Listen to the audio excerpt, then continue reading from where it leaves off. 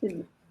Bonjour à tous. Est-ce que vous nous entendez? S'il y en a qui peuvent mettre un petit pouce ou un petit message.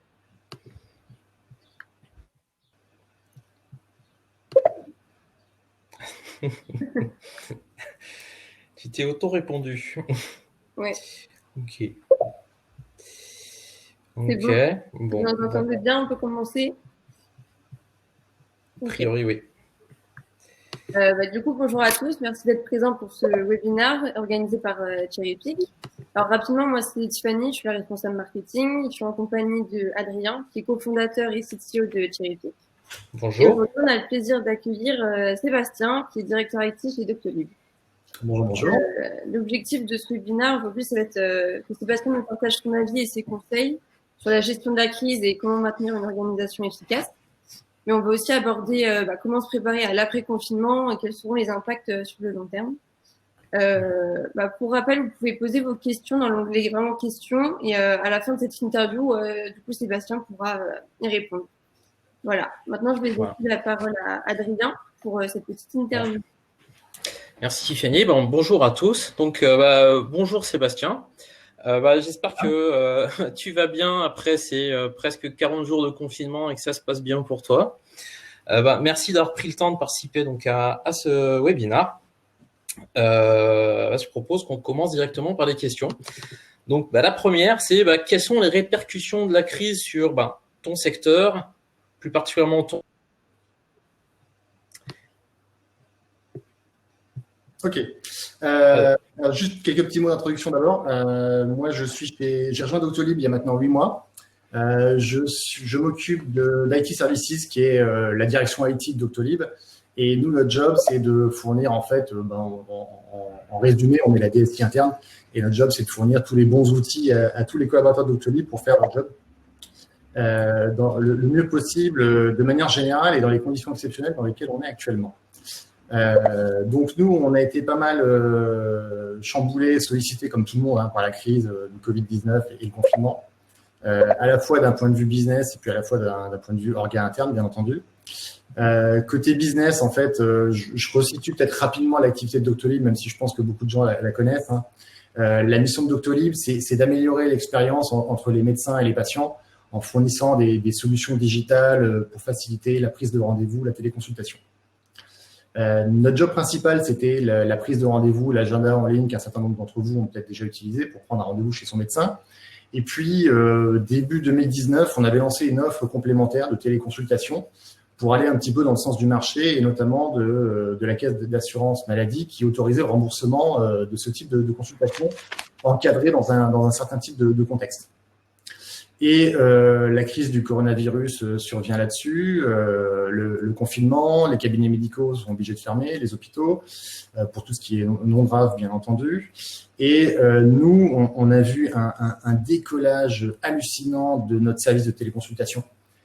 Pour vous donner quelques chiffres, on est passé en 3 semaines de 3000 médecins à 30 000 médecins qui ont utilisé le service de téléconsultation. On est passé de 1000 téléconsultations par jour à 100 000 téléconsultations par jour. Donc, un truc de dingue en termes d'utilisation. Je pense qu'aujourd'hui, la France est devenue quasiment un des premiers pays au monde en termes d'usage de la téléconsultation. Alors, pas seulement Doctolib, les autres plateformes aussi, mais c'est vrai qu'on fait une part non négligeable du marché et on est pas mal mis sur le devant de la scène vis-à-vis de ça.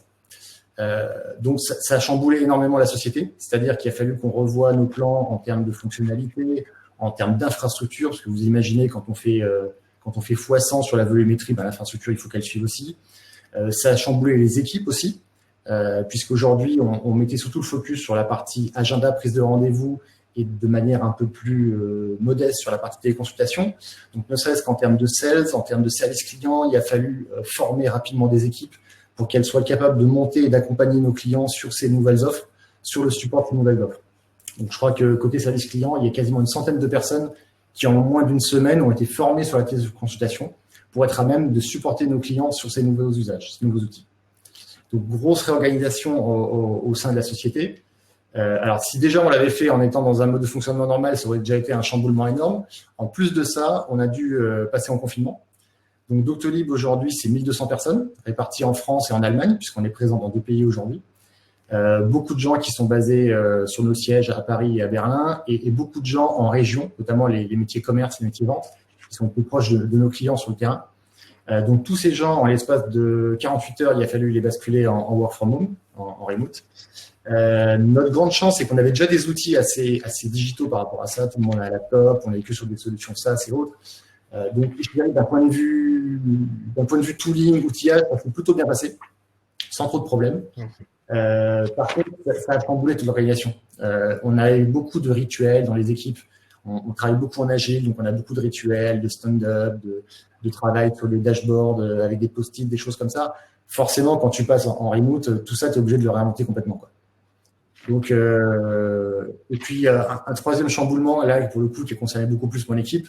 Quand on est en support IT des équipes et qu'il faut supporter tout le monde à distance, il faut aussi réinventer son métier. Un truc aussi simple qu'un collaborateur, il a un problème avec son ordinateur, il vient de voir au niveau du desk IT ou quand tu es au bureau. Et quand tout le monde est en remote, juste ça, c'est bien compliqué, il faut le réinventer. Ok. Alors justement, ça nous poser plusieurs autres questions suite à ce que tu viens de me dire.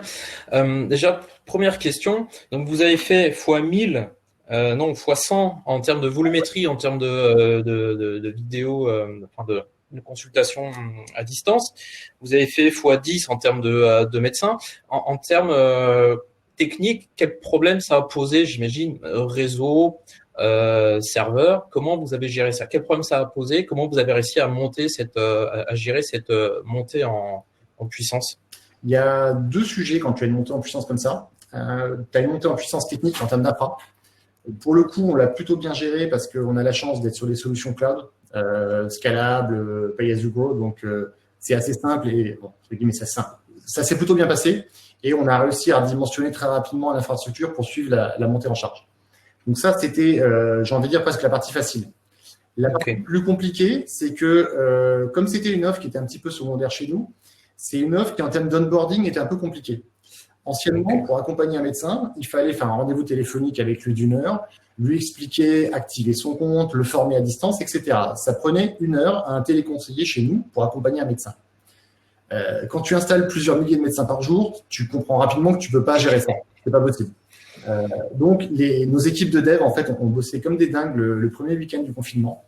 Et en l'espace de 4 jours, le week-end compris, ils ont sorti une fonctionnalité d'onboarding automatique. C'est-à-dire que le médecin s'inscrit lui-même, renseigne ses coordonnées, sa carte bleue, etc. Et en 20 minutes, il installe lui-même la téléconsultation. Et ce qui lui a permis de monter en charge assez rapidement. Ok, ça représentait une équipe de combien de personnes pour, en 4 jours, mettre en place cet onboarding en automatique? Comment vous avez pu gérer les tests, la qualité, de livrer quelque chose en aussi peu de temps et qui marchait du coup, du premier coup, j'espère? Ça marchait assez vite, ouais. Nous, on est organisé en feature team. Une feature team, c'est une équipe de 10-12 personnes max, avec des développeurs, un engineering manager qui coach les développeurs, un product manager qui va vraiment gérer l'aspect fonctionnel au plus proche de la roadmap produit et des besoins clients, et aussi pour tout ce qui est customer facing, un UX designer pour toute la partie ergonomie. Donc ça, c'est des équipes qui se composent et se recomposent au fur et à mesure de comment on avance sur nos roadmaps, nos différents produits, etc. Donc là, on a mobilisé en urgence les équipes qui étaient sur la téléconsultation, qui étaient déjà formées avant, qui ont travaillé en priorité là-dessus, qui ont été renforcées par d'autres équipes qui bossaient sur d'autres sujets qu'on a mis en stand-by le temps de la crise, qui sont venus les accompagner là-dessus. Ok, très bien. Et l'autre souci, c'était du coup un service client qui a explosé. Tu dis plus d'une centaine de personnes que vous avez basculé. C'est des gens que vous avez embauchés, que ce soit en prestation en interne, ou c'est des gens que vous avez, pareil, dans la société, que vous avez repositionnés? Non, c'est surtout du repositionnement. Des gens qui bossaient sur notre cœur de métier, qui est la partie agenda, prise de rendez-vous, qui, elle, du coup, a été mise un peu en stand-by puisque les médecins prennent beaucoup moins de rendez-vous en présentiel dans leur cabinet par la période actuelle. Donc, c'est les gens qu'on a repositionnés. Puis, je fais une petite parenthèse, mais peut-être que tu vois qu'on en parle après. Contrairement à beaucoup de sociétés qui ont mis un peu tout leur recrutement en stand-by actuellement, nous, on a continué. On a pris la décision de continuer nos recrutements, de continuer nos objectifs de recrutement. Donc, on continue à recruter en full remote aujourd'hui. Ok, d'accord. Alors justement, tu parlais d'outils, vous étiez déjà bien avancé dans tout ce qui était outillage. quels sont les outils que que vous utilisiez déjà et éventuellement les outils ou les méthodos que vous avez du coup mis en place pour ce full remote? Alors nous, en fait, en termes d'outils collaboratifs, on travaille principalement autour de la suite G Suite, Gmail, Calendar, Drive, Google Meet pour tout ce qui est visioconférence. On utilise Zoom aussi pour certains all-hands ou team meeting. On travaille autour d'Asana pour tout ce qui est gestion de tâches, gestion de projet. D'accord. On avait lancé un sujet avant la crise. On avait plusieurs outils de chat. On avait du Hangout, on avait du WhatsApp, on avait du Slack, etc. Et on a un focus particulier chez Docto sur ce qu'on appelle la digital efficiency. C'est-à-dire que pour éviter de surcharger les équipes en termes de charge mentale, de canaux, de questionnement, etc., on essaye, quand on a un besoin, de tous utiliser le même outil et, si possible, de tous l'utiliser avec les mêmes best practices. Et au niveau du chat, on avait un pain point, on avait 3 outils. Parfois, tu pingais une personne sur Hangout, elle te répondait sur Slack. Enfin bon, au bout d'un moment, les gens étaient surchargés de messages et n'arrivaient pas à bosser. Donc du coup, on avait lancé un sujet pour harmoniser tout ça. L'idée était de basculer tout le monde sur Slack, sur la version payante avec les fonctionnalités avancées. Et du coup, on a avancé ça, on l'a lancé un mois plus tôt. Et du coup, en l'espace de 2 semaines, 100% de la boîte a basculé, alors qu'on estimait que ça allait prendre un mois ou deux. En 2 semaines, tout le monde a basculé sur Slack. Et du coup, ça a pris vraiment toute sa puissance dans ce mode full remote. Ok. Donc ça, c'est pour un petit peu les outils. Est-ce que vous avez mis des choses en place spécifiques? Parce que tu parlais de tous les cérémoniaux que vous aviez mis en place et qui nécessitaient une présence des gens, des équipes entre eux. Comment vous avez réussi à basculer en full remote? Parce que j'imagine qu'il n'y a pas que les outils, c'est pas juste Slack qui permet de régler ça. Quelles sont les procédures et les autres formes de cérémoniaux que vous avez adaptées pour gérer ça? Alors, quelques exemples de choses qu'on a mis en place. Le matin, c'est de faire des stand-up, des coffees virtuels, des choses comme ça. Ça permet de se voir, de se dire bonjour, de prendre un peu le pouls de l'équipe. Chacun parle un petit peu de ce sur quoi il va travailler dans la journée. On a mis aussi en place, parce qu'on a eu quelques problèmes dans certaines équipes, on a des gens qui avaient un peu de mal à décrocher. Tu sais que le problème quand tu travailles en remote, alors quand tu travailles ponctuellement en télétravail, c'est top parce que du coup, c'est une journée où tu es hyper productif, tu as moins d'interactions, tu es beaucoup plus efficace, mais du coup, c'est des journées beaucoup plus denses. Donc, quand tu fais une journée ou 2 de télétravail dans ta semaine, ça va. Par contre, quand tu es full remote pendant plusieurs semaines, au bout d'un moment, ça peut être épuisant. Donc, on avait le problème de certaines personnes qui avaient du mal à déconnecter en fin de journée ou le week-end. Donc, certaines teams ont mis aussi en place des check-outs. C'est-à-dire qu'en fin de journée, on se refait un point d'équipe pour se dire ce qu'on a fait et pour s'assurer que les gens déconnectent, pour éviter les burn-out ou les gens trop stressés. Ok. Et c'était un check-out qui était, on va dire, virtuel ou c'était imposé? C'est-à-dire que tu peux déconnecter des outils ou autres? Non, c'était que sur la bonne volonté de la personne. Ouais, c'est volontaire. L'idée, c'est vraiment… En fait, on s'est demandé un petit peu en début de crise comment on allait gérer parce qu'on partait au début pour 15 jours, c'est-à-dire qu'on dit pour 15 jours, etc. Donc, on n'avait pas forcément de visu. Donc, la décision qu'on a prise, c'est de monter une task force en interne. On avait une task force aussi pour gérer la partie client, bien sûr, mais aussi en interne pour se dire comment nos équipes allaient gérer cette période et comment on allait pouvoir peut-être s'engager dans la longueur là-dessus. Donc, on s'est fait une task force en interne pour aller un peu prendre le pouls dans chaque équipe, voir un petit peu quels étaient les types de problèmes qui remontaient, les bonnes pratiques identifiées et voir un petit peu comment on pouvait diffuser ces bonnes pratiques dans la société. Et le point important, je pense là-dessus, c'est qu'il y a eu beaucoup de communication de ces bonnes pratiques auprès des collaborateurs, auprès des managers, et chacun a été un petit peu pioché là-dedans pour prendre ce qui l'intéressait. Tu peux avoir des équipes très différentes, tu peux avoir des équipes avec des gens qui sont très jeunes, des gens qui ont des enfants à la maison, qui doivent gérer l'école à la maison, donc c'est plus compliqué aussi à gérer. Donc chaque manager pioche un peu dans les boîtes à outils qu'on lui donne et organise un peu la vie de son équipe en fonction de ça, en fonction des problèmes particuliers qu'il a ou de son type d'activité. Donc ça, je pense, c'est vraiment un point important, c'est de communiquer dans ce type de période régulièrement avec les équipes et diffuser les bonnes pratiques. Ok, donc ce que j'entends, c'est que ces bonnes pratiques-là, c'était pas que dans ton service côté DSI, mais que vous les avez diffusées dans l'ensemble des autres services aussi, et, qui n'ont pas forcément cette culture, on va dire, du digital. Comment est-ce qu'il y a eu des spécificités sur ces populations-là, qui sont parfois peut-être, comme tu le dis, avec plus de contraintes, donc peut-être plus âgées dans le sens avec des enfants, moins de facilité avec les outils digitaux du quotidien qu'on utilise nous à la DSI. Il y avait des particularités du coup? Il y en a toujours un petit peu, mais je dirais que la force qu'on a, c'est que on s'assure que tout le monde ait le même niveau de connaissance des outils. Et on fait, en temps normal, on fait beaucoup de programmes d'accompagnement, d'e-learning, de training, d'ambassadorship, etc., autour des outils digitaux, pour s'assurer que toutes les équipes, et pas seulement les équipes techniques, aient le même type d'usage de nos outils et la même connaissance des outils. Donc, du coup, les gens ont été assez à l'aise avec les outils et autres. On a eu le problème de Slack, puisque Slack, finalement, on l'a lancé pendant le confinement. Donc, il a fallu qu'on gère un petit peu ce sujet-là. Et là-dessus, on a fait beaucoup de mailing, on a mis en place des channels particuliers avec des tips. Donc, tu as des channels où tous les jours, tu as un tips particulier qui est diffusé pour voir un petit peu comment l'utiliser, etc. Et toujours beaucoup de com. Je crois que dans ces périodes-là, le truc clé, c'est la communication. Après, tu vas gérer, je dirais, les moyens de communication en fonction de ta population, de la culture de ta boîte. Mais c'est important de beaucoup communiquer, que les gens ne se sentent pas seuls et abandonnés face aux outils. Ok, alors la communication se faisait au niveau de chaque manager ou il y avait des communications communes et qui en était responsable dans l'entreprise? Il y avait beaucoup de communication globale, commune. Donc, c'est le service com qui le gère. Donc, je t'ai parlé tout à l'heure de la task force qu'on a mis en place côté crise Covid. Cette task force, les outputs qui sortaient de là étaient transmis à l'équipe de com qui ensuite générait les différentes communications auprès des équipes. Pour que vous ayez une idée, on fait une communication quotidienne depuis le début de la crise. D'accord. Ah oui, c'est pas mal. Et ça depuis 40 jours. Il n'y a pas eu de. Tout à fait. C'est pas mal. Et est-ce que tu pourrais, pour concrétiser un peu les choses, nous donner un petit peu ta journée type à toi en tant que directeur IT? Comment tu t'organises? Je sais pas si tu as des enfants ou autres et comment tu arrives à jongler avec ça. Et voilà, globalement, ta journée type au quotidien ces derniers jours.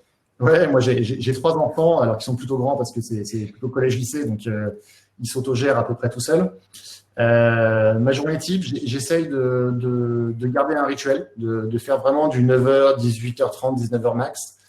Je me fais une grosse pause entre midi et 2, au moins 1h30, voire 2h quand je peux, pour dîner en famille, faire un break, prendre un petit café. J'ai la chance d'avoir un extérieur, donc prendre aussi un peu l'air et vraiment couper. Parce que les 2 premières semaines, on a vraiment été en gestion de crise à l'IT. Donc, ça a été très éprouvant au bout de 2 semaines, vraiment usant. Et à un moment donné, au bout de 2 semaines, quand on a éteint la plupart des problématiques techniques et de crise, on s'est dit, il faut qu'on se pose avec l'équipe, il faut qu'on apprenne à gérer dans la durée. Donc, c'est là qu'on a tous essayé de se mettre, et moi le premier, des plannings avec des vrais bloqueurs. Donc, on a des phases où on se bloque des périodes. Moi, c'est entre midi et 2. Certains, par exemple, déconnectent le soir à partir de 17h pour s'occuper de leurs enfants. Donc, ils bloquent tout, ils coupent les notifications, éventuellement, ils retraitent un peu de mail en fin de journée ou dans la soirée. Mais voilà, chacun a eu le droit de mettre en place l'organisation qu'il voulait. Et pour revenir à l'organe de ma journée type, on commence beaucoup le matin par des daily, des coffees virtuels avec l'équipe, avec différents interlocuteurs pour prendre un petit peu le pouls. On fait éventuellement des digital coffee l'après-midi ou des digital beer pour ceux que ça intéresse en fin de journée. un peu plus sympa et un peu plus fun. Et puis, il y a un sujet aussi qu'on a identifié au bout de quelques semaines, c'est au final, quand tu es en remote, du coup, tu fais beaucoup plus de réunions pour voir les gens, puisque tu n'as plus les discussions informelles de couloirs ou cafettes, etc. Donc, tu fais des réunions. Et au final, tu passes d'une réunion à l'autre, tu raccroches, tu redécroches, t'enchaînes, tu n'as plus de temps de pause.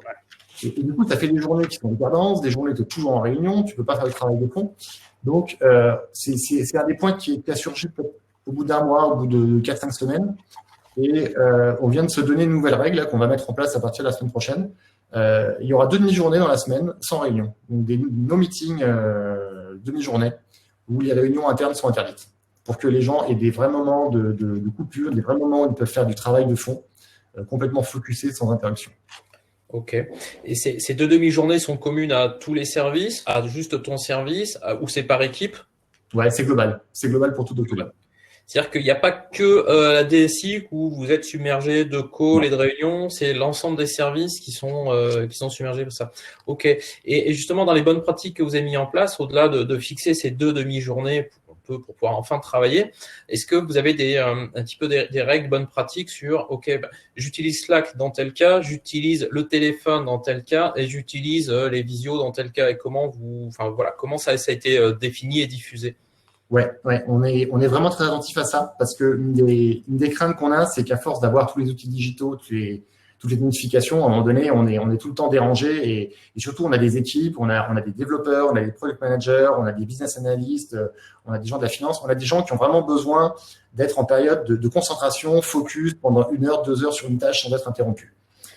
Donc, on a des guidelines qu'on a définis en commun au niveau de tout Doctolib sur quel outil j'utilise, dans quel cas, comment je ping les gens, comment je gère mes notifications. Typiquement, quand j'utilise un mail, le mail, c'est plutôt une com informelle que je dois faire à une équipe, des choses comme ça, des choses assez top-down. Les discussions informelles sont plutôt sur Slack, mais on encourage beaucoup les gens à fine-tuner leurs notifications pour pas être trop perturbés. On fait beaucoup de knowledge management, donc on a beaucoup de wikis, de Bible sur lesquels on documente les choses pour que les gens n'aillent pas redemander systématiquement l'information, mais se retournent vers ces sources d'informations pour savoir où je trouve telle info, comment je gère tel process, etc. On a aussi des guidelines en termes de meeting. Ne pas faire un meeting d'1 heure si je peux faire un meeting de 30 minutes. Pas la peine d'aller à 3 personnes du même service dans le même meeting. Il y en a un qui va et qui fait un débrief aux autres ensuite, etc., etc. Est-ce que j'ai besoin de faire ce meeting ou est-ce qu'un mail suffit, etc. Ce genre de choses. Ok, c'est très clair. Alors, juste une question peut-être anecdotique. Le fait de bien documenter, wiki, technique, est-ce que ça marche vraiment? C'est-à-dire, est-ce que les gens font l'effort d'aller d'abord regarder ce wiki avant d'appeler quelqu'un pour lui demander une info? Alors, c'est pas toujours facile parce que c'est vrai qu'humainement, on a toujours tendance à aller voir les autres. C'est des choses que tu fais beaucoup en présentiel. Quand les gens sont dans ton bureau, tu vas plutôt demander à ton collègue, tu peux me dire où je trouve tel truc. Là, du coup, le fait d'être à distance, tu as un peu moins l'envie de le déranger, de lui envoyer un Slack, etc. Donc, les gens, ils vont un peu plus naturellement aussi, ça aide. Et puis, c'est une culture qu'on instaure depuis le début, en fait. Si tu veux, quand je dis qu'on a de focus sur l'efficiency chez Doctolib, ça commence dès ta première journée, en fait. Quand on commence chez Doctolib, on passe tous par ce qu'on appelle une Docto Academy, qui est une formation de 4 jours, qui te présente la boîte, l'histoire, le marché, les outils, l'organisation, etc. Et notamment, il y a une session sur comment on travaille, quelles sont nos bonnes pratiques de communication, d'organisation. Donc, day one, tout le monde, peu importe son service, est formé sur l'organisation, les modes de travail, à quel moment je vais chercher l'information, à quel moment je dérange quelqu'un, comment j'organise un meeting, etc. Et globalement, ça marche et les équipes, même en grandissant, tu vois, en étant plus de 1000 aujourd'hui, les équipes adhèrent à ce type de méthodologie et les suivent. Ok. Et pour revenir sur la population hors IT, tu sens alors une adhésion, oui, mais au-delà de ça, un engouement. Et en fait, ma question qui va plus loin, c'est post-Covid, post-crise, comment vous allez, qu'est-ce qui va être l'impact? Alors, il y a 2 impacts. Il y a l'impact business de tout le monde s'est mis à découvrir qu'on pouvait voir son médecin en téléconsultation, et ça va sans doute continuer, ça on va en reparler, mais il y a aussi l'impact organisationnel chez vous. Ces nouveaux outils qui n'étaient utilisés qu'à la DSI, maintenant ils ont été diffusés dans les autres services. Comment ça a été pris et est-ce que ça va être utilisé? Et puis, quelle était votre politique avant la crise du Covid sur le télétravail et quelle va être sa politique après coup? Est-ce que ça va être généralisé? Est-ce qu'il y a eu des changements de mentalité, de paradigme chez Doctolib? Je vais te répondre dans le désordre, en fait. Je vais d'abord te répondre sur le télétravail, si tu veux bien. En fait, moi, une chose qui m'a un peu surprise quand je suis arrivé chez Doctolib il y a 8 mois, c'est que le télétravail n'était pas si généralisé que ça. Pourquoi? Parce que justement, les équipes avaient beaucoup ces rituels en présentiel. Et du coup, une des craintes, c'était qu'en mettant trop de télétravail ou remote work, on perde un petit peu l'efficacité de ces rituels et le transfert d'informations et que tout le monde soit au même niveau de connaissance sur les différents sujets. On avait commencé un pilote télétravail au mois de janvier. On s'était dit, on se donne 3 mois pour voir un petit peu si ça marche ou pas. Bon, bah là, on a fait le test en live et du coup, on se rend compte que globalement, ça marche. Et du coup, on se pose aussi la question de l'après. Puisque là, aujourd'hui, on a 2 types de population. On a des gens qui ont besoin de revenir au bureau, de voir des gens, d'avoir des échanges sociaux, des contacts relationnels et autres. Puis on a des gens qui nous disent bah moi, je suis pas mal en télétravail finalement, ça me va bien. Hein. Je pourrais même rester en full remote tout le temps, quoi. Et c'est un petit point un peu rigolo. On a fait un sondage un petit peu pour voir comment les gens voyaient l'après-confinement. Et on a un petit tiers de la population qui n'est pas pressé de retourner au bureau, quoi. Et ça va être un challenge. Ça va être un challenge. Et ce tiers-là, est-ce qu'il y a est-ce que vous avez pu faire une analyse un petit peu sur, démographique générationnelle ou de quels services ils sont plutôt jeunes, quel, Non, j'ai pas d'analyse détaillée à te donner là-dessus, tout simplement parce qu'on l'a pas faite. Ce que ça nous dit aussi, ça nous dit qu'au final, je pense qu'on avait une grande inquiétude sur le côté de travailler en remote par rapport à notre culture, à nos rituels. Je pense au moins que cette crise nous aura rassuré là-dessus, sur notre capacité à fonctionner comme ça. Donc je pense qu'on va, c'est peut-être un peu tôt pour prendre des décisions maintenant, mais je pense qu'on va assouplir pas mal les choses à ce niveau-là. D'autant plus que ce qui semble se dessiner, c'est qu'on va pas non plus passer d'un confinement total à un déconfinement total. On risque d'avoir une phase mixte pendant un certain nombre de semaines, voire de mois, malheureusement. Oui, c'est même sûr. Ok, et après, question un peu plus business en termes de comment vous envisagez à plus long terme, justement, un peu cette révélation du grand public et des médecins d'ailleurs, hein, parce que vous avez fait x10 du côté médecin de l'utilisation de la téléconsultation. Alors notre vision, c'est que c'est un mode de consultation qui va rester, qui sera pas le mode principal, bien sûr, hein, puisque nous, notre vision, c'est de se dire que c'est le médecin traitant qui reste le point de contact de chaque patient pour ces sujets de santé, et que la téléconsultation restera un mode complémentaire en fait de consultation. Il y a pas mal de cas, des renouvellements d'ordonnances, des suivis, des choses comme ça, où ça pourra continuer à servir et avoir un intérêt, et on pense que ça va rester peut-être pour 20-30% des consultations des médecins. Donc c'est aussi quelque chose pour lequel on travaille pour accompagner les médecins. Aujourd'hui, les médecins ont fermé leur cabinet, ils vont les réouvrir progressivement. Donc nous, un de nos jobs aussi, c'est de les accompagner là-dessus. Comment ils vont pouvoir basculer dans un mode mix entre du présentiel, de la téléconsultation ou d'autres choses. Ok, très bien. Je pense, je sais pas, Tiffany, t'es là, t'es de retour parmi nous? Oui, je suis là. Ok. Nous, on a fait le tour un petit peu des questions de notre côté. Je sais pas si tu as d'autres sujets que tu veux évoquer, Sébastien? Non, qu'est-ce que je peux dire de plus? Nous, on a parlé un petit peu du recrutement tout à l'heure. Oui, de recrutement, voilà. C'était une question. Sur le recrutement, comment vous avez fait pour continuer à recruter à distance?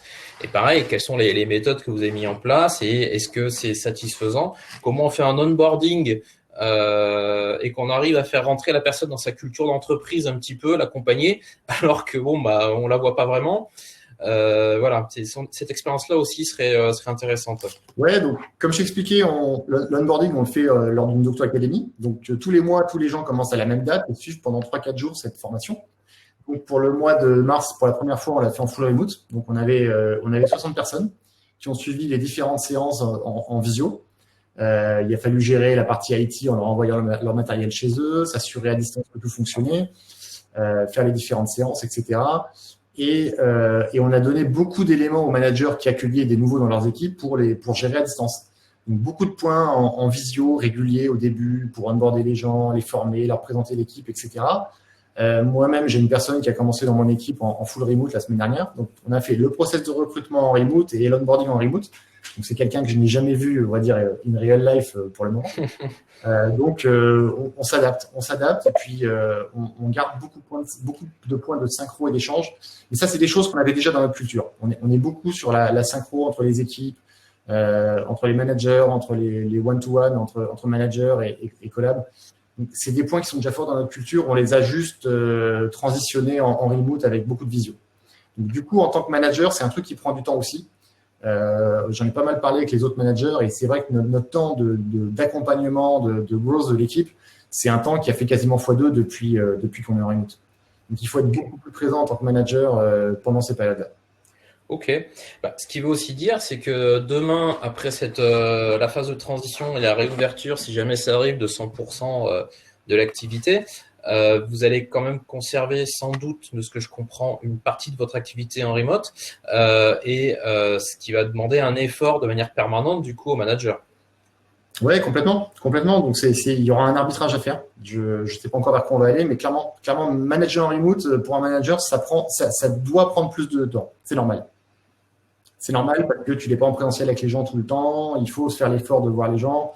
Tu vois, moi, je me fais, c'est peut-être bête comme best practice, mais je me fais une checklist de mes direct reports et je m'assure de les appeler au moins une fois par jour sur un sujet un peu varié, mais juste histoire de prendre le pouls, de savoir comment ça va, est-ce que tout se passe bien, ceux qui ont des enfants, si ça se passe bien, s'ils n'ont pas trop de contraintes, etc.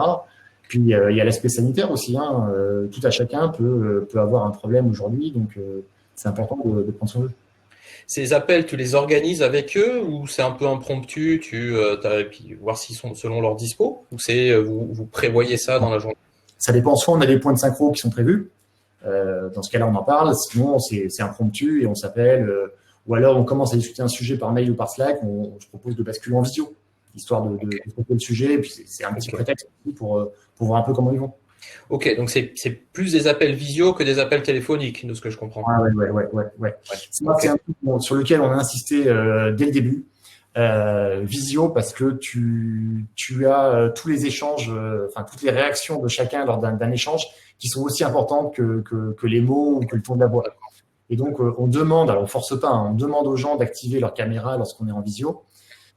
C'est marrant, je discutais avec un ami qui bosse dans une grande banque française que je ne citerai pas, et eux, par exemple, leur outil de visio ne permet pas de se voir, donc c'est que du chat, et il m'a dit j'ai perdu énormément l'interaction. C'est intéressant leur truc. Et nous, on insiste beaucoup, alors on ne porte pas bien sûr, mais on insiste à ce que les gens se mettent en visio et se voient, c'est important aussi en termes d'interaction. Okay. Et puis, c'est un petit peu rigolo parce qu'on voit chacun finalement l'intérieur des autres. Des fois, tu as des enfants qui passent, des conjoints, etc. Ça remet un peu plus d'humain aussi dans les relations, dans ce genre de période. Ouais, perdu contact un peu informel, tu le retrouves d'une autre façon parce que tu rentres un peu dans la famille, dans le quotidien des autres et ça, ok, ouais, je vois. Effectivement, c'est assez. Je pense qu'on aura tous quelques anecdotes à se raconter à la fin du confinement sur le fait de travailler de chez soi. Moi, je vous montre pas, j'ai la Reine des Neiges de partout là autour de moi parce que je me suis isolé dans la chambre de ma fille pour la paix. Donc c'est assez rose et violet là. J'ai pris le seul mur à peu près blanc là. Ok, c'est très clair pour moi. C'était très intéressant. Je crois qu'on a eu quelques questions. Il y a quelques questions, notamment sur le remote. Pour toi, si tu as 2 ou 3 bonnes pratiques les plus utilisées chez Doctolib pour le remote, ce serait quoi? Du coup, c'est visio, je pense. Visio first, toujours en visio. Les échanges vraiment en visio. Les stand-up ou les coffees le matin, c'est vraiment une bonne chose parce que ça met tout le monde un petit coup de démarrage. Puis quelque part, c'est une contrainte horaire. Sinon, on peut un peu se laisser aller. Moi, le premier, franchement. Donc ça, c'est pas mal. Et puis, un bon outil de chat, c'est important aussi, mais avec des guidelines. Pas se lancer dans un Slack ou un autre si on n'a pas déjà cette culture, si on n'a pas l'habitude dans l'entreprise, ne pas le lancer comme ça. Sinon, on peut avoir des effets de bord. Mettre quelques guidelines, même si c'est basique, mais mettre quelques guidelines dès le début. C'est comme bonne pratique. Okay. Ouais. Ok. Et il y a une personne aussi, Ibrahima, qui demande comment gérez-vous les comptes rendus de réunions en remote? Alors nous, on n'est pas très compte rendu. On n'est pas au sens où on formalise pas, mais on évite plutôt les comptes rendus. En fait, on travaille avec Asana, qui est un outil de gestion de tâches et de projets collaboratifs. Et en fait, on utilise Asana à la fois pour faire de la gestion de projet assez classique, j'ai envie de dire, mais aussi pour faire nos heures du jour de réunion. Donc, on a un projet collaboratif qui est en fait l'ordre du jour de nos réunions, qui pour la plupart sont des réunions récurrentes, weekly, monthly, etc. Et en fait, on contribue en collaboratif pour préparer l'ordre du jour ensemble, on échange là-dessus. Si possible, on prépare. Ça évite que la réunion soit juste un point de resynchro et soit vraiment productive. Et du coup, on complète en live l'Asana tous ensemble, ou alors il y en a un qui fait le scribe, et on complète l'Asana en live comme ça. Ce qui permet, quand des nouvelles personnes arrivent dans l'équipe ou sont intégrées dans un projet ou dans un meeting récurrent, ils ont tout l'historique. Alors que quand c'est dans des mails, ils peuvent retrouver les mails, etc., c'est plus difficile. Ok. Après, j'ai des questions un peu plus techniques pour savoir si vous avez une roadmap data chez Doctolib et si vous avez des migrations vers le cloud qui sont prévues. Alors, qu'est-ce qu'une roadmap data? C'est très générique comme terme. Nous, on a des roadmaps, en fait, surtout en termes de fonctionnalité produit, côté client. Et plutôt en termes de bonnes pratiques, en fait, toutes les équipes travaillent avec des roadmaps chez nous. On travaille avec des roadmaps au trimestre. Chaque équipe, en fait, par rapport à des orientations stratégiques de la boîte, qui ensuite déforment dans les différentes strates, chacun a ses grandes orientations et chaque team, à partir de ça, construit sa roadmap trimestrielle, dit les projets ou les milestones principaux sur lesquels elle s'engage. Et ensuite, à la fin du trimestre, on fait le bilan, qu'est-ce qu'on a atteint, et on prépare le trimestre d'après. Ça permet à tout le monde de donner une vision au trimestre, de dire sur quoi on s'engage, et puis d'avoir surtout des sujets qu'on délivre, au moins dans le trimestre. Alors, ça peut être au moins le mois ou à la semaine, c'est en fonction des types d'équipes. Mais tout le monde, en tout cas, est calé sur ce trimestre pour savoir comment on délivre et comment on avance. Okay. Est-ce que vous utilisez une méthode type OKR ou une autre? Non, on n'est pas sur les OKR. Enfin, c'est un des sujets qu'on regarde. On est sur des roadmaps assez classiques pour les équipes en mode projet et plus agiles pour les équipes de dev par rapport à des backlogs de features ou de choses comme ça. Ok. Après, j'ai une question aussi au niveau de l'IT. Comment avez-vous géré les pics d'activité avec l'augmentation des télécommunications? En fait, notre chance à nous, c'est qu'on est entièrement sur des solutions SaaS ou en cloud. Donc, j'ai envie de dire, c'est Google, c'est Salesforce, c'est Zoom qui gèrent pour nous. Et heureusement, ces outils-là tiennent vraiment la route dans les périodes actuelles. Nous, nos seuls sujets, c'était de s'assurer qu'on avait assez de licences, qu'on avait les bons environnements, etc. Et puis, tout le support hardware qui va derrière. Ça, le pic, ça vous a pas coûté trop cher? Souvent, le cloud, c'est bien, mais les pics, ça coûte très cher. Ça coûte moins cher pour pouvoir les gérer, mais ça a été le budget. Est-ce que vous avez pu quand même amortir par rapport à votre augmentation de chiffre d'affaires? Oui, ça fait partie de notre business plan. Hein. Le choix de partir sur des outils en SaaS, c'est quelque chose qui a été arrêté dans la stratégie du SI depuis le début. Donc, ça fait partie de notre business plan. C'est pris en compte en fonction de l'évolution de la population de Doctolib aussi, des collaborateurs. Donc, c'est pris en compte. On a fait quelques surcapacités là pour gérer la crise, notamment en termes de call center. Il y a des équipes comme les équipes commerciales terrain, qui étaient des équipes de proximité, qui sont organisées par région, qui vont voir les médecins, qui vont voir les cabinets. Eux, du coup, se retrouvent confinés chez eux. Donc, ils passent d'un job de commercial terrain à un job de commercial sédentaire. Donc, eux, par contre, il a fallu les équiper avec le soft de call center. Et là, c'est un surcoût qui n'était pas prévu, qui va être amorti par la crise au niveau budgétaire. Alors, si c'est pas secret, c'est quoi comme soft pour le call center? On travaille avec Talkdesk. Talkdesk, ok. Ok. Alors, on a encore des questions. C'est des questions qu'on a déjà vues, des sujets qu'on a déjà abordés, comme sur l'installation des outils pour les nouveaux médecins. Il y a Olivier qui demande si tout se fait à distance, sans intervention physique. Donc, oui. De toute façon, c'est du. Ils ont une application ou c'est complètement du SaaS? Enfin, c'est du web pour les médecins, les outils. Alors, c'est full SaaS, c'est full web aujourd'hui. Il y a pour certaines applications comme l'agenda, il y a un petit connecteur qui est sous forme d'une extension Google Chrome ou Firefox qui s'installe. Tout se fait à distance et aussi on fait de la prise en main. On utilise TeamViewer pour faire de la prise en main à distance sur le poste du médecin, soit pour l'aider à s'installer s'il a un problème, soit pour le diagnostiquer s'il a quelconque problème demain en cours de fonctionnement. Ok, d'accord. Il faut déjà qu'il s'installe TeamViewer par contre. Faut qu'il y arrive. Il y a un petit exe à télécharger directement dans l'application, c'est assez simple. Ok. Très bien. Je ne sais pas s'il y a d'autres. Il y a une autre question d'Anthony, mais c'est pas très clair. Sur le plan des stratégies de l'intégration de solutions. Il me manque un truc, je pense. Ok. Ah, c'est celle-là. Il faudrait qu'Anthony nous la complète un peu. Je sais pas s'il y a d'autres questions. Alors, peut-être qu'il y a des questions qui ont été mises sur le chat. Comment vous gérez l'aspect sécurité suite aux différentes failles de Zoom? Est-ce que vous avez changé d'outil? Alors, Zoom, déjà, on l'utilise que pour certains usages. On fait 90% de nos visios sur Google Meet, qui est intégré dans la suite G Suite. Zoom, on l'utilise pour soit pour les webinars externes, donc avec les médecins, soit pour nos all hands, parce qu'on a une limite à 250 participants actuellement sur Google Meet. Donc, dès qu'on est de plus de 250, donc tous nos all hands, choses comme ça, on utilise Zoom. Et aujourd'hui, on a pas mal sécurisé suite aux récents problèmes de sécurité. On a mis en place du SSO. On met systématiquement, on active la salle de tente aussi.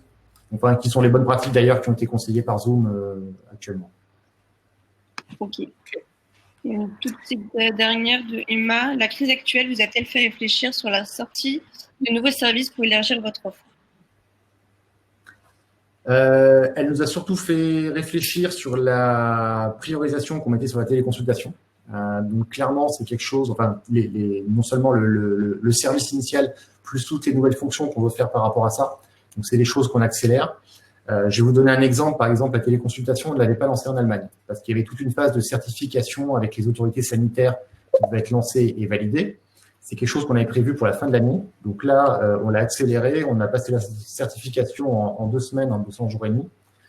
Donc là, c'est un exemple de réorganisation de nos priorités.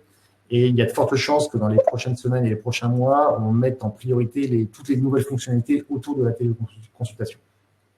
Ok. Bon, alors on a d'autres questions. Il y a Anthony qui a précisé, est-ce que vous êtes accompagné par des cabinets de conseil pour des problématiques autour du digital, de la data, sur le plan stratégique, intégration de solutions, renfort de compétences, etc.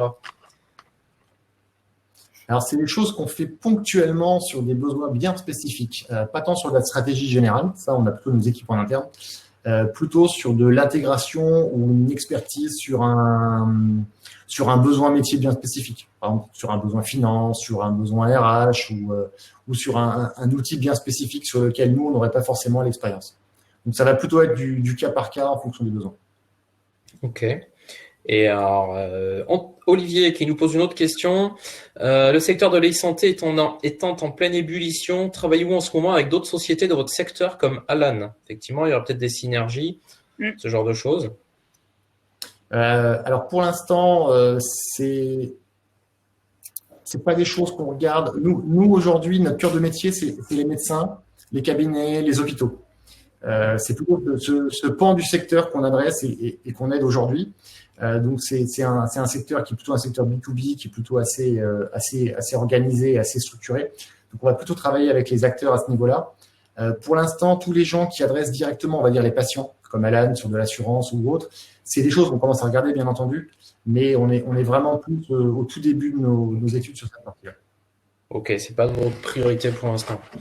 Très bien, on arrive. Alors, je crois qu'on a épuisé tout le monde. Félicitations. Je ne sais pas, Tiffany, tu as d'autres questions ou Là, comme ça, non. On a abordé pas mal de choses, ce super intéressant. Oui, ok. Sébastien, si toi, tu as des sujets aussi, ou si c'est bon, bah voilà, c'est parfait. Je te remercie encore une fois. C'était super intéressant. J'ai appris plein de trucs. J'ai piqué plein d'idées. Même si on est beaucoup plus petit, nous, on a moins de soucis, du coup, moins de challenge sur le truc. Je crois que ce sera disponible en replay, c'est ça? Oui, le replay sera disponible et je ferai un petit article un peu résumé de cette interview. Ok, bon, bah, super. Et si on va juste vous envoyer un petit questionnaire pour ceux qui travaillent dans des sociétés, parce qu'on veut juste savoir un peu l'impact qu'a eu cette crise sur vous et comment vous envisagez après. Donc c'est juste une petite étude qui prend moins de 3 minutes. Donc voilà, si vous pouvez répondre rapidement. Ok, super. Bon, ben merci encore. Et puis peut-être à bientôt. Merci beaucoup. Bonne fin de journée. Au revoir à tout le monde. Au revoir. Au revoir. Merci. Tiffany, il n'y a pas de impact. Non, c'est écrit trop vite. Au revoir. Au revoir.